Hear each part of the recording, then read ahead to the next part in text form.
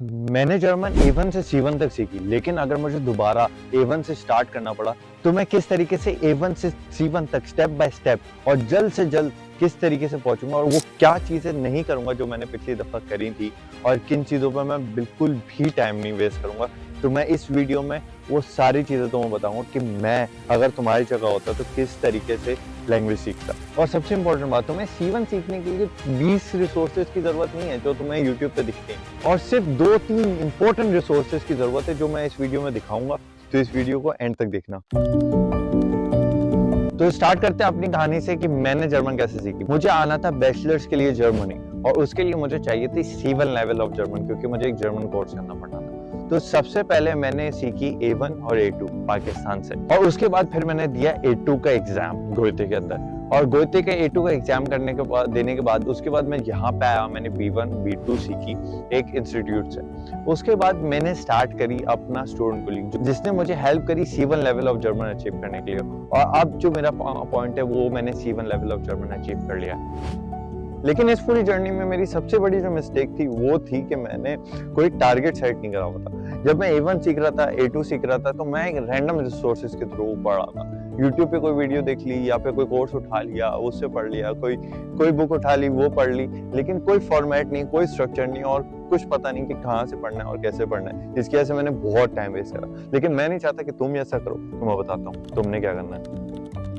तो मैं अगर A1 से स्टार्ट कर रहा होता तो सबसे पहले जो मेरा गोल होता वो होता कि मैंने A2 का एग्जाम पास करना है, A2 का गोयते का एग्जाम पास करना है। उसको पास करने के लिए सबसे पहले मैं कोशिश करता कि मैं एंकी के कार्ड्स उठाऊं और उसके अंदर से जितनी भी इम्पोर्टेंट जो मोस्ट यूज वर्ड्स हैं वो मैं डेली याद करता और उनको रिवाइज करता, जो कि एक्टिव रिकॉल का एक मेथड होता है। आप डेली पढ़ते हो और उसको रिकॉल करते हो।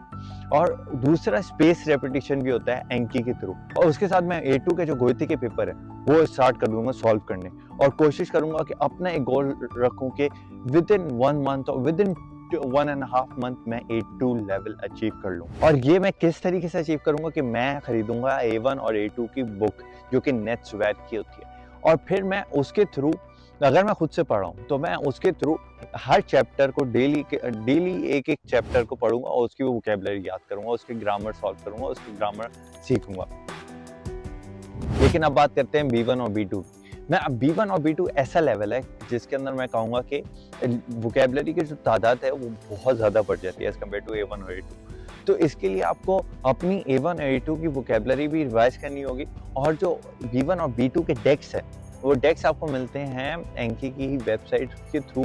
लोगों ने ऑलरेडी बनाए हुए हैं, 5-5 हज़ार के, 4-4 हज़ार के वर्ड्स हैं। अब इस पॉइंट पे मैं अपना गोल रखूंगा कि मैंने क्लियर करना है B2 का गोयते का एग्जाम। गोल सेटिंग बहुत इंपॉर्टेंट है। अगर तुम गोल सेट नहीं करोगे तो तुम्हारे पास कोई फॉर्मेट नहीं होगा, तुम टाइम वेस्ट करोगे, ये वीडियो देखोगे, वो वीडियो देखोगे, और मैं नहीं चाहता कि ये ऐसा करूं। तो अगर मैं फिर दोबारा स्टार्ट कर रहा होता तो मैं सबसे पहले करता B1 और B2 की बुक उठाता नेट्सवेयर की और चैप्टर सॉल्व करने लगता, और साथ साथ जो B1 और B2 की ग्रामर जो कि इतनी ज़्यादा नहीं है एज कम्पेयर टू A1 और A2, वो सीखना स्टार्ट कर देता। अब बात करते हैं इस पॉइंट पे, मैं तुम्हें रिकमेंड करूंगा 100% कि अगर मैं तुम्हारी पोजीशन पे होता तो सबसे पहले एक आती है ऐप हेलो टॉक करके, और उस पर मैं डेली हाफ एन आवर किसी रैंडम बंदे से बात करता जर्मन पे, क्योंकि इस पॉइंट पे आपकी इतनी जर्मन हो जाती है कि आप बेसिक सेंटेंसेस बोल लो और एक बेसिक कन्वर्सेशन हेल्ड कर लो।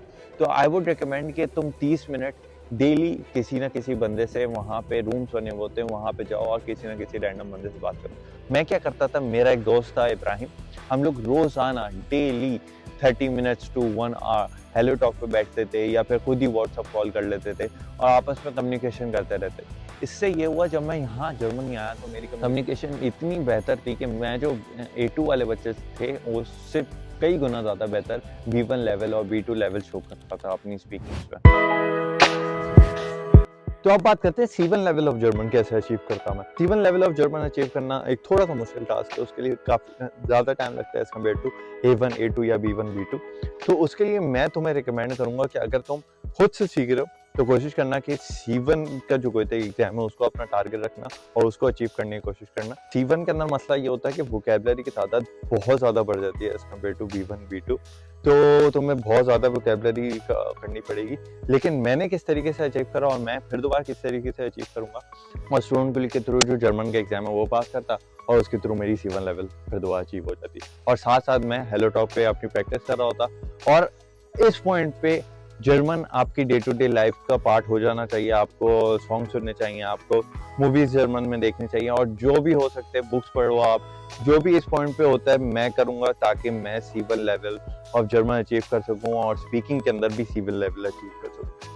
तो मेरा कैलेंडर किस तरीके से दिखता, ये मेरा पिछला कैलेंडर है जो मैं जब लैंग्वेज सीख रहा था तो इस तरीके से दिखता था मेरा कैलेंडर।